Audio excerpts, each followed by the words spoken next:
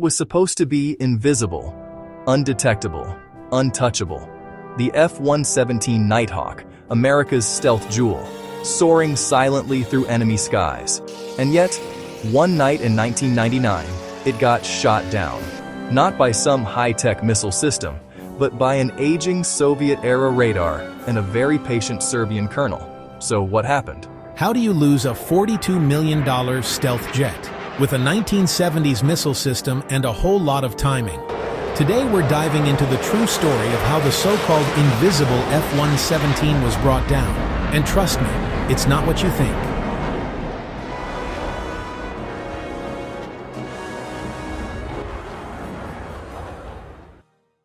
Let's rewind a bit.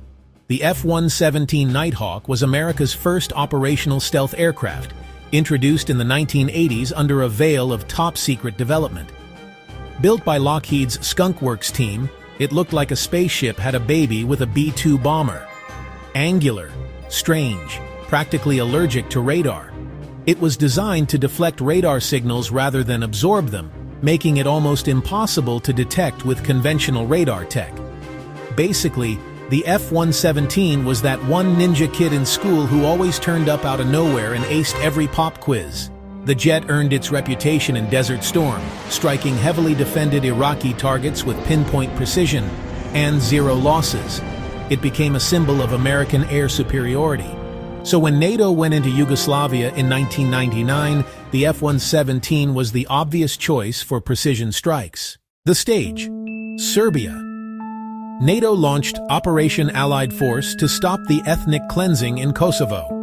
The skies? Filled with American and NATO aircraft, dropping bombs on strategic Serbian targets.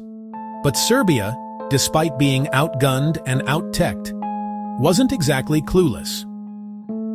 Enter Colonel Zoltan Dani, commander of a Serbian anti-aircraft unit armed with an old Soviet SA-3 surface-to-air missile system. This guy was playing chess while NATO played checkers. Think about it. This guy was using Cold War tech to hunt a stealth jet. It's like trying to find a black cat in a dark room while wearing sunglasses, and the cat's invisible. So how do you find the unfindable? Dani had a trick up his sleeve. He used short bursts of radar, just a few seconds at a time, and he moved his systems constantly, like playing hide-and-seek with a flashlight. He also studied NATO flight patterns. Over time, he noticed a pattern. The F-117s were flying the same routes, same time, same angles. And on March 27, 1999, he got a hit. Just a faint radar blip, but enough. That night, U.S. Air Force pilot Darrell Zelko was flying his usual stealth route, not knowing the Serbs had been watching, waiting. As the Nighthawk passed over, Dani's unit launched 2 SA-3 missiles. The first missed, the second hit. The jet crashed near the village of Bujanovci.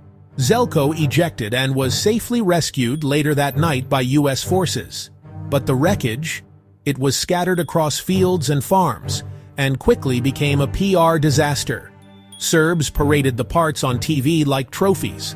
The F-117 was no longer a ghost. It bled, it broke, and now, the world knew. NATO had to rethink its tactics. Stealth wasn't invincible anymore. It could be seen, tracked, shot down. And Colonel Dani? He became a national hero.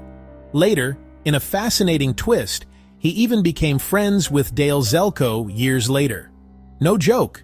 The guy who shot down the jet and the guy flying it literally met for coffee. What a world! So, how did this really happen?